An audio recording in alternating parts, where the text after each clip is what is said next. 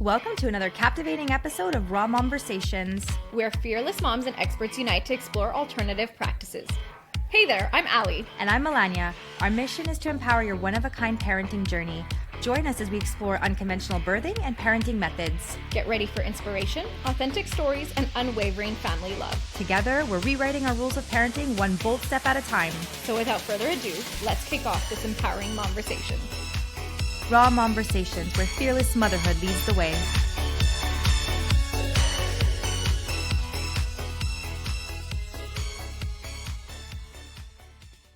So today in studio, we have somebody really special with us. She played a significant role in both my pregnancy and Allie's. Allie, what is the first thing that comes to mind when you think of our guest today? Kegels. For me, it's blueberries. I feel like you'll touch upon this. We have an experienced pelvic floor therapist, Liane, here with us today in studio, and she's our first in-studio guest. Welcome. Thank you guys. Thank you for having me. Hi. I'm so excited. Yeah. Same. Liane, to start off with this, why don't you tell us a little bit about yourself? So I currently work in the private sector as a physiotherapist. I used to work both in Montreal and Laval, but recently this month I made a big change to work just in Laval, which is closer to home and closer to family, so a bit easier for me. So when I started off early on in pelvic health, I actually worked as a clinician in a research lab where we would collect data comparing different protocols. So for example, for urinary incontinence in women and for women who had pain with sex as well. And so that was a really nice part of my journey. And about 5 years ago, I went on to teach the laboratory section, which is more of the hands-on manual therapy part for students at the University of Montreal, where I assist the students with where they need help and ask questions and for exams. So I help with that as well, in addition to working in the private sector. And I also, go. I don't want to cut you off. What else? Because I want to say that's more professionally, but I also have a wonderful family. I've been with my husband for 17 years now, and he's been really, it's wonderful because he's been able to follow my journey into pelvic health and really support, every chapter of becoming where I am today. So I feel like he played a big part of that. And together we have 2 wonderful boys. So JJ is 8 years old and Joey is 7. That's exactly where I was going. I was going to say, and you're also a mom of 2. And so do you want to tell us a little bit about your 2 pregnancies? Yeah, sure. So I would say generally I did have really nice pregnancies, but I will say that I gained quite a bit of weight during my first and even with my second, and that I had big babies. And so for reference... How big are we talking? So JJ was 9.8 and Joey was 9.12. And the average is 5 to 8 pounds, just for reference. So like 98th percentile for both. And that was really hard on my body. I also had them back to back. They're 13 months apart. And so I had a lot of discomfort in my lower back, my sacroiliac joint, my pubic symphysis, some core dysfunction, and obviously the pelvic floor was affected. And so that really allowed me to gain a lot more appreciation and, understand this need for moms and for pregnant women and postpartum to help restore their core and pelvic floor. And this was really a changing point in my career that I saw this need even before social media and the TikToks and all of that became a thing. I really related personally to that experience. And till this day, it really pushes me to want to help women who are experiencing similar things or who want a better experience for themselves. So a lot of people asked me, what is a pelvic floor? And I said, well, we will have a professional answer that for you. So in English, let us know what a pelvic floor is. Sure. So I actually bought my pelvis, and I'm going to show for people who are watching, and for those who are not watching, they can tune in for this part. So this is a female pelvic model where we have the hips on either side.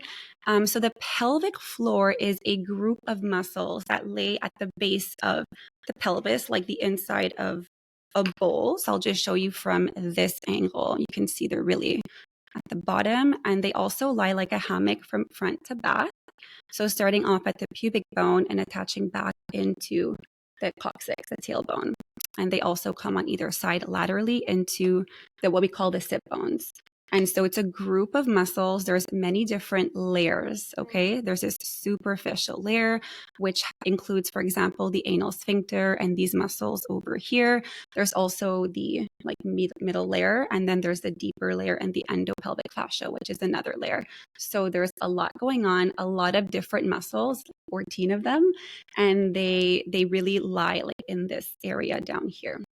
So for those listening who can't really see this, okay, how can we describe that? So there's muscles that go around the urethra to hold in your pee. They go around the vagina on either side. And they also help the levator ani. We call them a group of muscles that sort of lift the anus up. So they do two things. They close and they lift. So if you're sitting in your car right now listening to this and you just clench, those are the muscles we're talking about. Sometimes clench down below. Well, some people clench their glutes and their thighs, and they also clench in their jaw. So there can be a lot of compensations. And so clenching is different for everybody. And this is what's so interesting is that people think it's easy to Kegel, but when it's time to show me, it's not so easy. And we realize that there's ways to improve it and isolate the muscles and get them to work and function even better. Yeah. Yeah. Like when I'm looking at it visually, I see a bowl. Yeah. Like it looks like it's just like a bowl inside your hips. Inside I would say more of the pelvis. But what's the bone?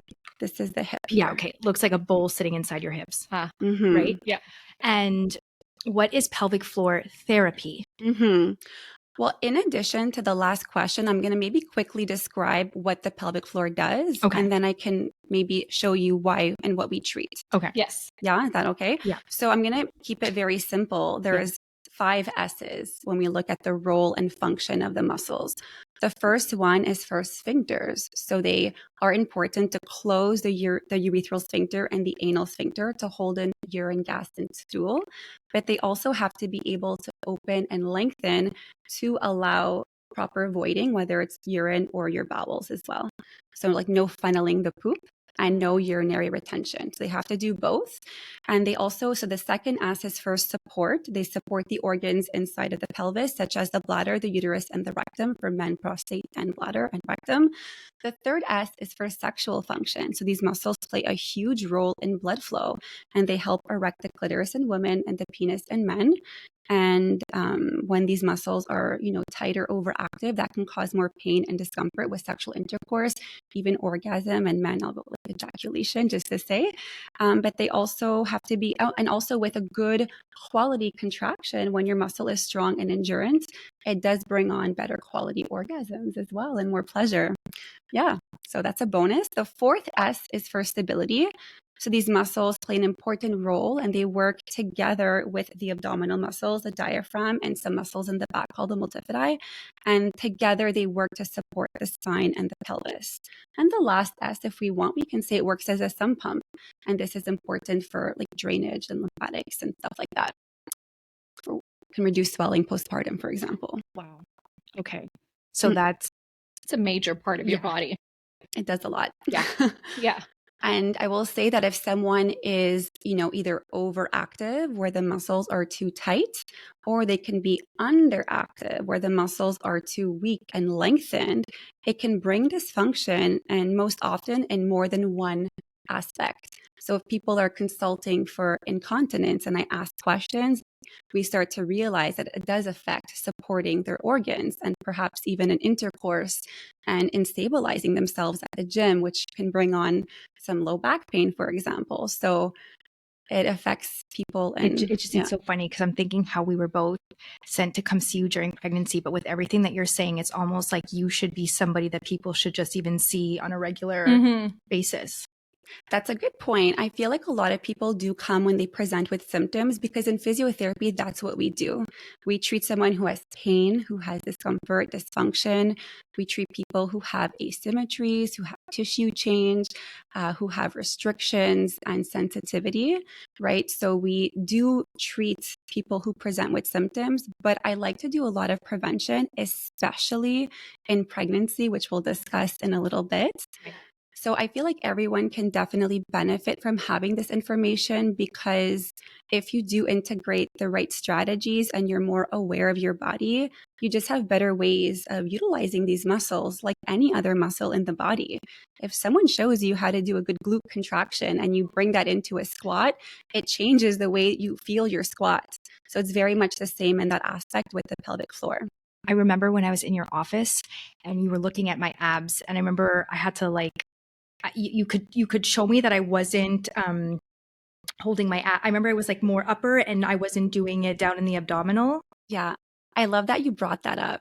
Oh, really? Because engaging muscles in the body is so intentional. And I feel like people think they know that they're doing abs, but often when I watch them, they're overacting, they're over engaging their hip flexors, their ribs are thrusted out, their alignment is off, and really they're compensating so much with momentum and other muscles. But if you really tune in to where you want to feel the contraction in your abs and where you're supposed to be loading, which is critical postpartum, especially with the gap in the linea alba, you have to be really intentional about where you're trying to feel the contraction. And by the way, it's the same with the pelvic floor. So sometimes I'll have my finger somewhere and I'll ask them what they're feeling underneath my finger. Yeah. So how does pelvic floor therapy help support a woman during her pregnancy? So during pregnancy, there's two ways of looking at it. You can consult again because you're having, issues with your sacroiliac, your pubic bone, or your pelvic floor, and you're already symptomatic and you're coming for relief. Or you can come as a means of prevention, which we're getting increasing good literature and science in that regard. So for prevention, women are encouraged to come anytime after their first trimester, or let's say between 20 to 24 weeks is sort of optimal. And what's nice is that they are being educated about their own body and their own pelvis and their muscles and where they are, and more importantly, how to connect with them. And through that, our goal is to, of course, optimize function and give them an exercise program according to what their needs are. So if they're having difficulty contracting and they have poor endurance, that's something that we'll want to work on, versus a woman who has difficulty bearing down and relaxing, and I'll ask them to even push. I'm just curious, like if you had to push your baby, what would you do? And it's shocking how many women, they're on their back and they're like, I don't know, right? Yeah, they're pushing from the wrong part of their body. Yeah, because we're used to emptying our bowels and sitting. Right. And technically, when we're like in a squat, we have gravity helping. But when you're on your back or your side, that whole feeling changes. And a lot of women compensate with their breath and their abs, but nothing's happening in the pelvic floor. Mm-hmm. And so giving that awareness during the pregnancy, in my opinion, is so critical. And I feel like women really appreciate that knowledge and they feel empowered by it, and gives them a better experience along their journey in, not only their pregnancy, but more importantly, their labor and the pushing. And we have the science to support that, where it does reduce the second stage of labor and the pushing time. So understanding how to push reduces your pushing time. And by doing that, you're reducing the risks for your baby first and foremost, right? So baby's happy, and there's less risks of intervening with forceps and suction, so instruments, and less risks of tearing and having trauma or needing a C-section. So I cannot tell you how incredible I have seen in my practice as a clinician, how this has really advantaged women. And this is the biggest part of prevention. But in addition to that, we also see in studies that it helps reduce urinary incontinence and pelvic organ prolapse. So again, reducing trauma, optimizing function, and reducing dysfunction after. So all the reasons why one would consult during their pregnancy. Oh yeah, I remember like at one point during my labor, the doctor came in and was like, okay, well, if you don't, deliver in the next 10 minutes, we're going to have to do a C-section. And I had practiced pushing with my nurse before, and the nurse vouched for me. She's like, oh no, this girl, she knows how to push. And I'm like, thank you, Liane, because you really made me understand like where to push from. And if it wasn't for you, they would have probably thrown me in a C-section, So one of the things that we do is the perineal massage, which we start at about 34 to 35 weeks. And people think that the massage is to help, soften the tissues, which they do. They make them more supple and flexible. But one of my favorite parts of the perineal massage is as you feel that resistance and that stretch, a normal instinctive response is to want to clench and hold back. But once you learn how to let go and yield to that pressure and to bear down, that's what makes a change in the push. And when you're getting that strong uterine contraction through the active labor, a normal instinctive response is to want to hold everything, right? But understanding how to lengthen the floor down to allow that to happen is something that you've experienced, but many other moms have told me, I recognize that feeling and I was able to feel how to push. And it's interesting to hear like some of the nurses, they like whisper like, go get the doctor. She knows what she's doing. Yeah. No way. Oh yeah. Because the doctors really come like at the end, but the nurses can see when a woman is able to push properly and it completely changes. It changes like everything. The changes. And like, a lot of them know, okay, well, she's seen it. They say it out loud. She's seen someone, like she knows, and they'll go get someone because it really changes that much their, there's so many organic factors that can come in the way, which I don't want to take away. Some people do experience like where the baby's facing up or the umbilical cord. So there's other things, of course, that can influence their outcome.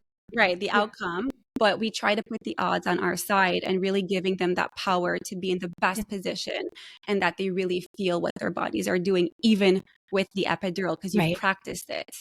It was kind of like that for me, only because I didn't feel as much as Allie did.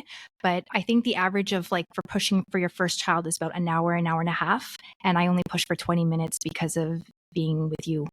Amazing. Yeah. Wonderful. That's, by the way, 20 minutes is remarkable. Like that's superstar pushing. Okay. Yeah.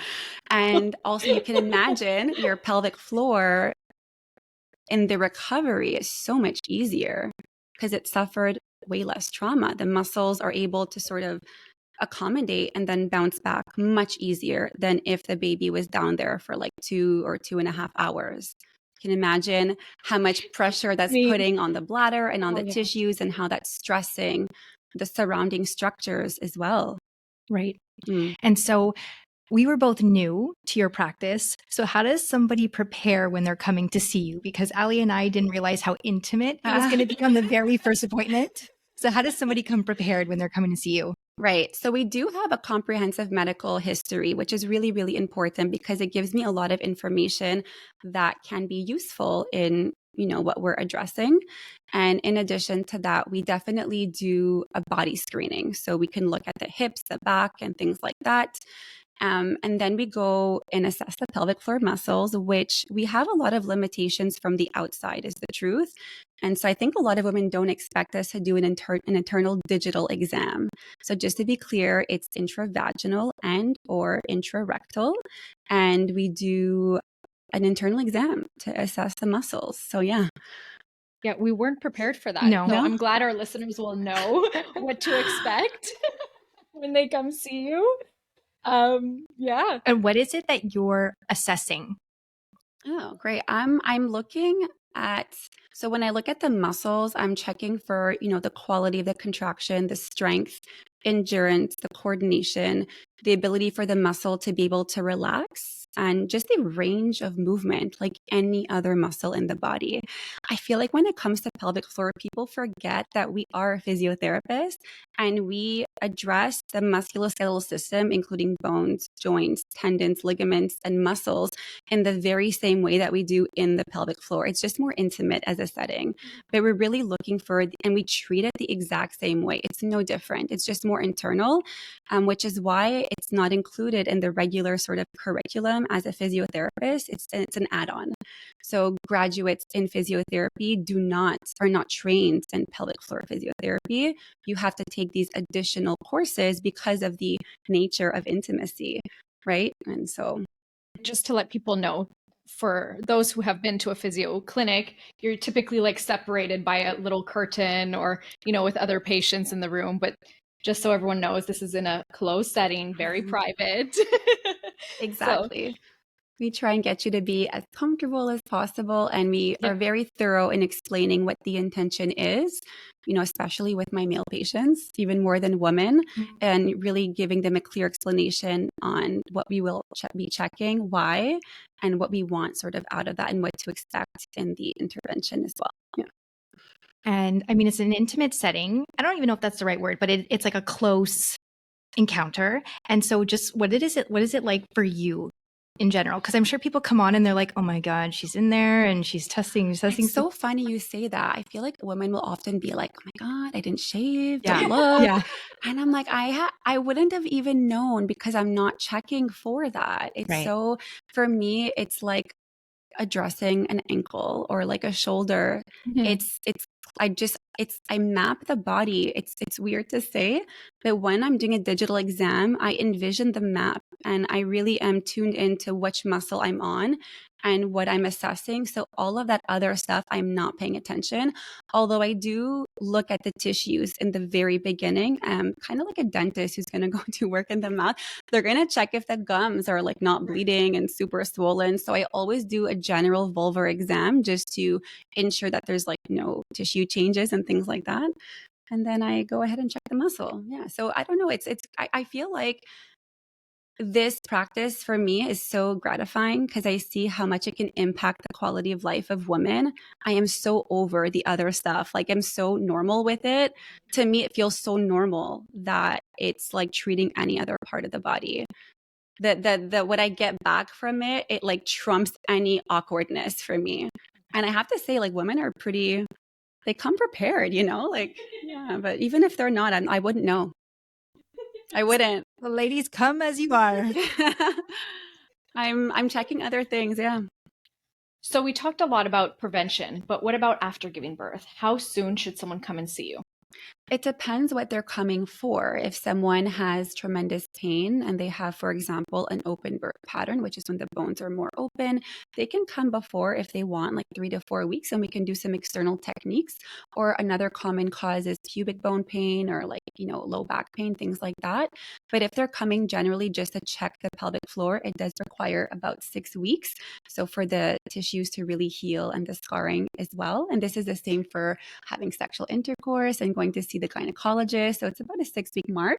And then we can do an internal exam and sort of see and compare also objectively your before and after, which I would like to add that, one of the greatest parts about coming before is that women get to feel what it's like to have good function before any trauma.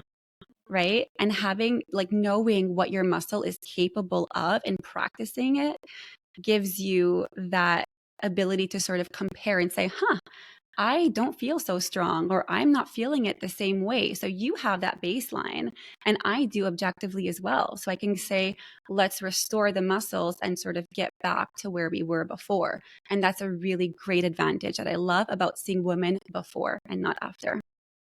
You say like bladder issues are one of the biggest problems you see after delivery? So yes, for postpartum moms, the biggest thing that we see is incontinence, but more specifically with effort. So effort incontinence means that the pressure in the abdomen, I don't know if you guys can see, but Lola's with me right now. And she's bringing me a sense of calmness and I like it. She's our third co-host. What were we talking about? The bladder incontinence. So women would come and they would have symptoms with leaking, more specifically with effort. So effort is anything that would increase pressure in the abdomen, like coughing, sneezing, lifting, carrying, pushing, pulling, jumping, the famous trampoline. This would be a very common sort of dysfunction if the muscles are either too weak or too tight and they're not working in the best way possible. But there's also a lot of prolapse as well postpartum, especially with more traumatic births. This means that the organs are, lower into the vaginal cavity, and sometimes they can even come borderline and even out in some more severe cases, right? And so we really want to increase that tone and provide more support for the organs. By the way, no, a lot of sexual dysfunction. Yeah. Can't leave that one out. A lot of women have pain with sex. Can we talk about that? After childbirth. Yeah. Yeah, like a lot. I would say 9 in 10. well, I mean, maybe it's biased because I'm only seeing people who come for problems, but like a lot of women, and no one talks about that, right? And oh my God, I was so sensitive. What do I do? Then, you know, it's funny because a lot of women who hold back and wait don't get better. They get worse. They come back and they're like, it's been 6 months and it still feels, because the skin's sensitive. We have to desensitize it. We have to talk with the nervous system. You need that touch, whether it's with your partner or with a practitioner. You know, you have to address the issues and why it is hurting, right? So all of that. I'm almost embarrassed to say, because like I'm actually one of those people, because I had a episiotomy. So it like the skin where that it was like cut was like delicate. Right. Of course. And that is the case. Don't be embarrassed, because that is the case with many women. And we talk, you know, about massaging a C-section and mobilizing the scar, but it's really no different for a perineal tear. And it's just in a kind of, you know, awkward area, but we do massages for scars for any scar in any orthopedic protocol. If you had a knee surgery, a back surgery, the first thing that we do is address the scar, because if the scar is restricted, that limits mobility and affects all that fascia and connective tissue intertwining into the muscle. And it is so, oh my gosh, it's so incredible to see how much we gain in one session. It's amazing. And they leave there feeling the difference and the change. And it's something that's so easy to address. And I can give you also, of course, some exercises and massages that you can integrate at home. So we give you tools, obviously, right? That's what we give you, a lot of exercise. You leave with a lot of homework. Usually a lot of homework. And we try and empower you and, you know, helping yourself as well. And a lot of tips and tricks regarding lubricants and, you know, even like with your partner. There's so much to talk about in that regard. Yeah. But you're not, don't be embarrassed. It's very, no, you're definitely not the only one. And I'm glad that you brought that up, because you would think that it's incontinence, and people ask me like, oh, you're in physio, you just treat bladder issues. And, you know, like, no, we do so much beyond that. And what about for women who had a C-section? We're talking about scars. So how is pelvic floor therapy able to help in that domain after birth? Right. So regardless of a C-section or a vaginal birth, your core was tremendously affected. You have to know that your abdominal muscles were lengthened beyond their regular, you know, capacity. And this causes a lot of distension and a lot of tension even within those muscles. So regardless of the type of birth you've had, we want to address the core and restore the core. And in some women, they have that diastasis recti, which is when that connective tissue that comes in between that six-pack muscle sort of separates and stays separated, which is, you know, 33% of moms.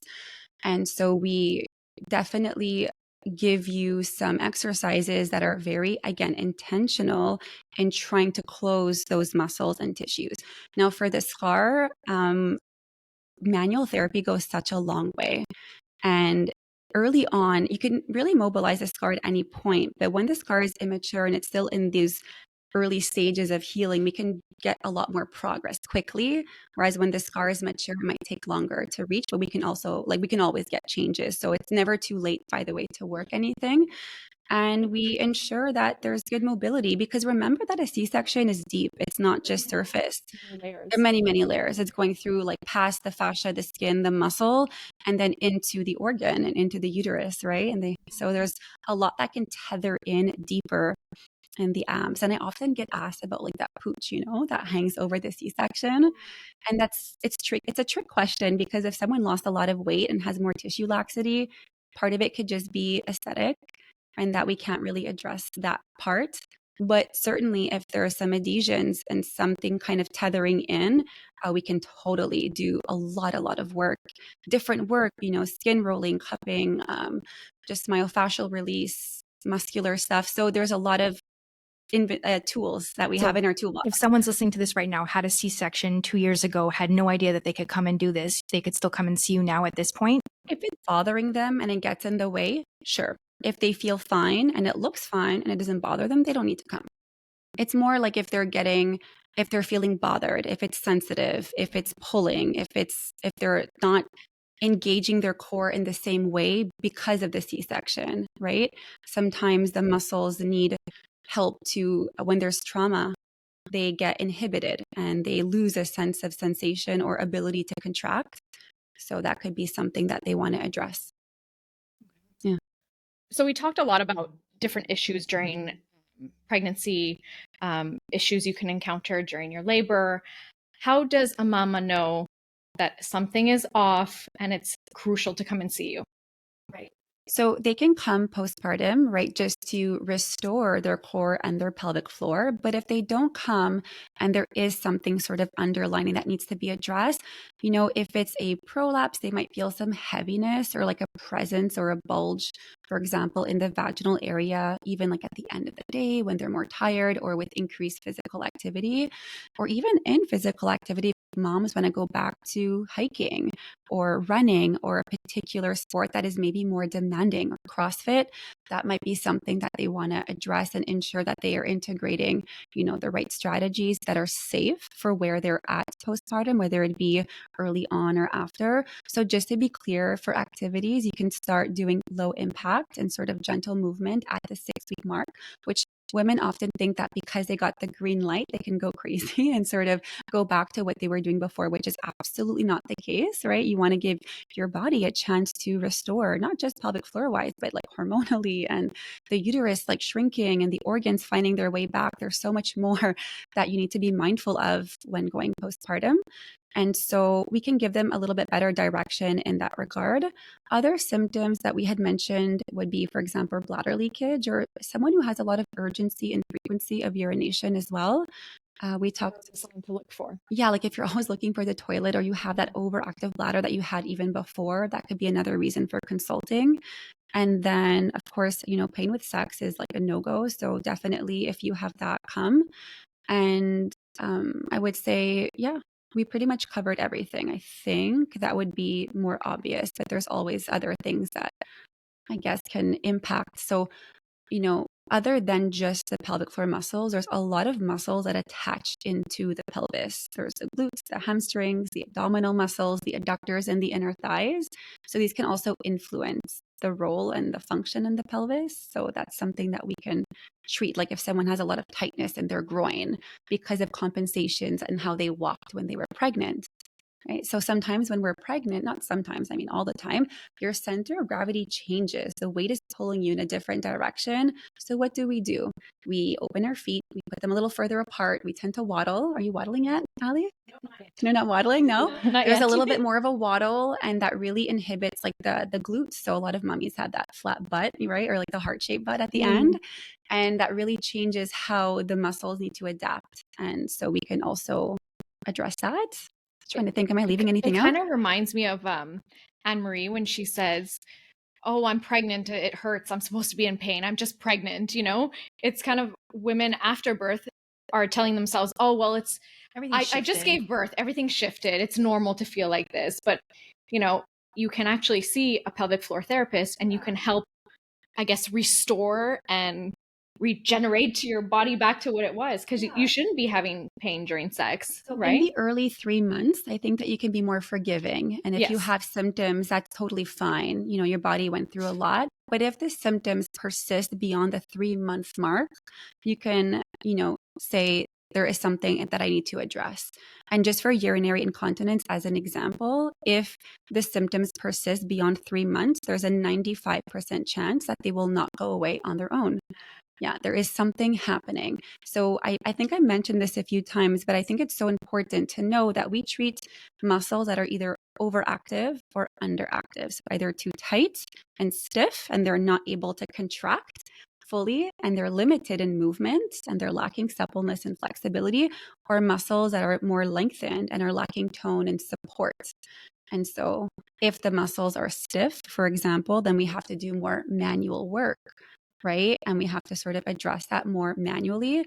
Whereas if the muscles are more lengthened and overstretched, that's maybe more exercise prescription. Same thing like a shoulder, like an ankle. I was just thinking, You sublux your maybe for a shoulder. massage, and you need to Right. cut it If loose there's sometimes. tightness. Yeah.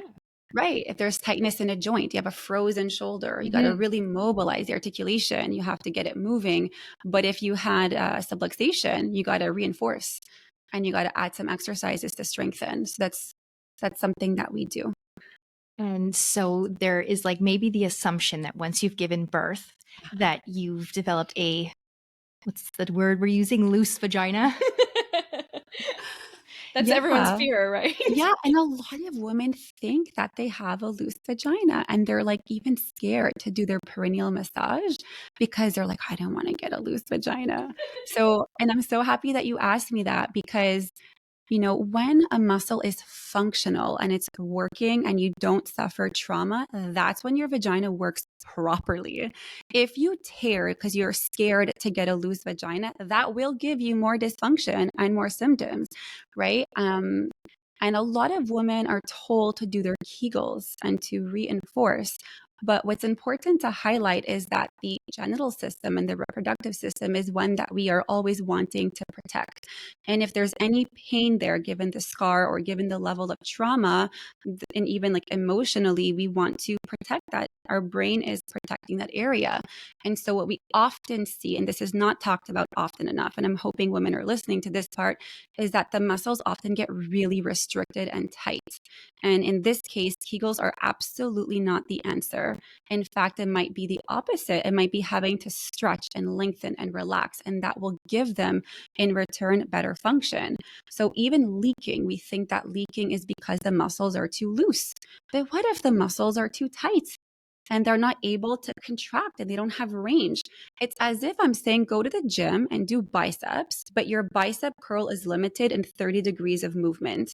Are you going to get a pump in your muscle? Are you going to get good range? And are you going to be able to get muscular changes? Is the muscle functioning in the best way possible? No, it's tight, right? It's limited. And so no loose vagina. Yeah. Hashtag. It's shocking how many women come with the opposite. They're too tight and they're like, what? But I had a vaginal birth. And it's like, but it's tight. Yeah. And they're like, yeah, I have a lot of pain with intercourse. My bowels are different. I'm more constipated. I was like, well, there you go. Let's fix that. Yeah.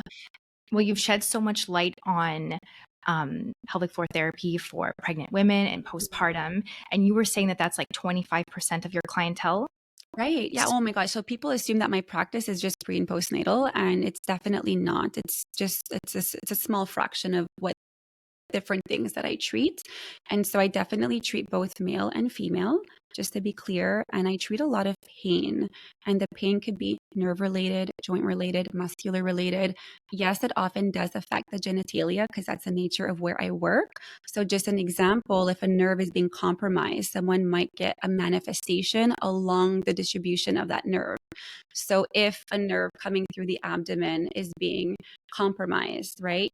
Someone might present with labia pain, vaginal pain, or testicular pain for men, or clitoral pain, by the way, which in that case, the tissues, the brain is tricking you. You think that that is the problem, but the issue is coming from other sources. And so when I think I mentioned that before, it's not just about the pelvic floor, but the surrounding structures that kind of tie into that plexus or that part of the body. And so what else? I think we had mentioned prolapse, sexual dysfunction. I see a lot of cancer patients as well, someone who may have had a surgery or chemotherapy and mostly radiation. Actually, those really change the tissues in the pelvic floor.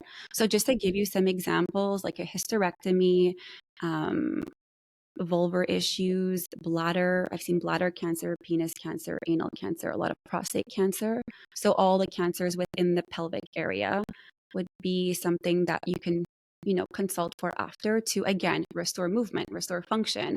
Goes back to quality of life, right? We're not changing their prognosis, even for endometriosis. I can't change that you have endo, but I can provide you with better mobility and better blood flow to reduce the pain. A lot of the nerves, our nerves live in our fascia and the connective tissue. This is where the nerves are. And you can imagine if there's a restriction in blood flow, the nerves get really cranky and super unhappy. And so we are really trained to work the muscles, but beyond that kind of part.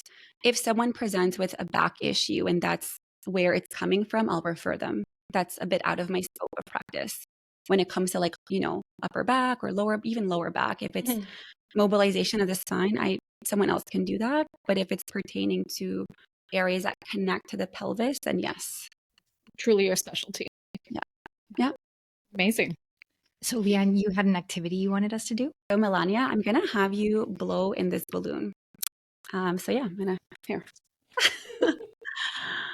Okay. Should I be sitting in a certain way or I'm just going for it? Yeah, you can be sitting upright. Like I forgot how to blow a balloon.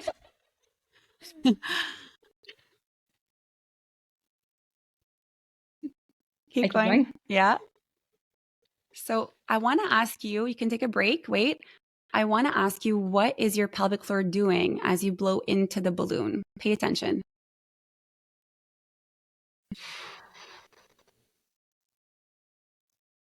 I feel like it's like opening. Okay. You feel like it's opening down? Yeah. I feel a tightness in my abs, but then I almost feel like I'm opening. Okay. All right. So you feel like a gentle bulge down in the vagina? Yeah. Yeah. So what you want to be feeling is a tightness. You want to feel like the muscles are actually closing and that they're tightening when you're blowing into the balloon. Yeah. Yeah. Yeah. How did that one feel? Different? So this is an interesting exercise. What we know is that the pelvic floor and the core, they work together to, help stabilize the canister, and that essentially when you're blowing in the balloon, one of the things that you don't want to do is push that pressure down into your vagina. Because if you keep pushing it down, every time that you're straining and exerting effort, that can cause weakness and dysfunction and leaking and prolapse, right? Right. That's what I feel like I'm doing. I feel like it's like as if the air is like coming out. Do you know what I mean? Yeah. Like I don't know how to explain. And so, exactly. So I think a lot of people assume that they have leaking or dysfunction, for example, because the muscle is the problem. But what if the muscle wasn't the problem? What if it was about timing and coordination and teaching your pelvic floor how to react better when you're putting pressure? So leaking, if you increase too much pressure in the abdomen and the pelvic floor is not participating enough, it's going to result into too much bulging and pressure. Does that make sense? Yeah. Yeah. So, one of the exercise that we did, I don't know if you guys remember, but it's called the perineal lock or the knack, where I teach you to contract before and during a cough. And everyone feels very awkward doing it because they can hear and everyone's like, why are you coughing? Do you guys remember that exercise? Does this tie in with the blueberry? Because we didn't even talk about the blueberry. Yeah. Well, so I often cue, because it's very difficult to understand how to do a pelvic floor contraction, right? And I use different cues to help women envision what their muscles are supposed to be doing. And so what I like to do, and you guys have for sure done this, is in the first session, I have you close your eyes, sort of visualize and map out where the pelvis sits in your body. And then I ask you to sort of, close the urethral sphincter, the vagina, the anus. And then I use the blueberry. And I say, okay, imagine that you're trying to pick up a blueberry with your vagina or your anus. You always laugh at this. Even in clinic, you die. Because I'm like, who picks up a blueberry that way? Pick up a blueberry. I'm like, okay, well, pick up a marble or a Kleenex. I said that to you. I was like, what if you're picking up a Kleenex, Kleenex. Right. So you have to envision that closing when you're picking it up, but then the lifting in. And a lot of women think that Kegling is just closing, but they're missing the lifting part. I'm like, you have to suck the blueberry in. And then it's like they finally get that better contraction. Yes. So that's the blueberry thing. Yeah. Trying to release the air of the balloon. Yeah. You're trying to release. Yeah. And so the perineal locking, by the way, goes back to timing. Training the pelvic floor when to contract at the right time, but also when to relax at the right time. We lost Melania. We lost her. Oh, she let go of the balloon, in case anyone's wondering. So based on the activity that we just did, what do you want women to remember from this or learn from this activity? That we train the pelvic floor to have good timing. There's a time to turn on the muscle. If it's not doing it already, then we want to teach it how to be doing it. So there's a timing and coordination with the perineal locking exercise, for example. But it can also be for women who want a trampoline, who want to do box jumps, who want to lift heavy, and who feel like a bulge or pressure or leaking and don't quite feel right. And so, yeah, about timing. It's a lot of like breathing, right? And coordination. I feel like it's like the muscle that you don't think about that you should be thinking about when you're doing these activities. It coordinates with your breath, but not just turning on the muscle, but when to turn it off, right? Some people are upregulated. They're always clenching. They're always tightening. But there's times that you want to let go. If you're watching Netflix, your muscle should not be contracting. If you're voiding, your muscle needs to be releasing. If you're giving birth, you should be bearing down and then bulging. By the way, that balloon, that's an exception when you're giving birth. That is, and pooping, by the way, those are the two times that you want to use that intra-abdominal pressure to bulge down. Any other time, it should be lifting and supporting. Yeah. Some review for you guys, okay? There you have it. Beautiful. Yeah. I think I'm due to come see you in 2 weeks anyway. We'll reassess the exercises I've been doing. I've been doing them while we're sitting here, by the way. No one knew. What a practical use of an hour. I'm telling you. Liane, before we wrap up our podcast, we like to ask our guests 2 questions. The first one being, what is your favorite baby product that you used with your children? I know it was maybe a while ago, but what was your go-to favorite baby product? My favorite baby product were the pajamas that had the zipper and not the buttons. Oh, yeah. Why don't they make more pajamas with zippers? Yeah. Once you have them, you can't go back. No. Yeah. Who came up with the buttons for a moving child? I know. And there's so in many. the dark, Zero. at 3 o'clock in the morning. 0. The zippers. Smart. The zipper. Yeah. Yeah. Those are great onesies. And then favorite mama product. My favorite mommy product. Well, I started off buying a little pump at the pharmacy and then I went to a slightly better one. But with my second, I got the hospital grade, fancy pump that I rented. And I wish I would have known that for my first. I did breastfeed both of them, but because they were born bigger, I had to supplement in the first 2 weeks and sort of catch up on my own. And I like the ability to get more. If I had to go out, I had that option where I can supplement with if I pump the milk, right? So a good pump. I wish I would have known that the first time. Invest in a good pump from the beginning. Yeah. I'm buying a brand new one for my second one. You see? But if you would have done it the first time, you would have had the same. My sister-in-law gave me her Medela one. Yeah. But her eldest is 8 years old now. So it's a 9-year-old pump. And I was like, I feel like they've come a long way now. I know. The sound of it's yeah. Oh my God. No, that sound haunts me. It haunts me. I hear it in the background sometimes. I'm like, oh my God. I feel like you turn that on in a room full of moms. Everyone's gonna be like, I just bought the hands-free one. They stick it in the bra and get your ground. Yeah, review on that. Didn't exist back then. I had to actually take a bra and cut them myself, and then invent this contraption that I can, not have to hold it in place. I was feel like they did have a bra, but it wasn't good. I know. How times have changed. Times have changed. Liane, we really can't thank you enough for coming in, first of all, in studio and just shedding your expertise and the light on pelvic floor therapy. We're so thankful. Yeah, that was a lot of fun. Yeah. It was fun. And thank you guys so much. I feel like a lot of women, they'll say, I wish I would have known. I wish we talk about it more. And when you presented me with this sort of option about having this podcast, I thought this was such a nice opportunity for women to gain more information and knowledge and empower themselves and making choices that can really impact their journey. So thank you so much for that opportunity. Absolutely. Thank you. And that was another real and raw conversation. See you next time.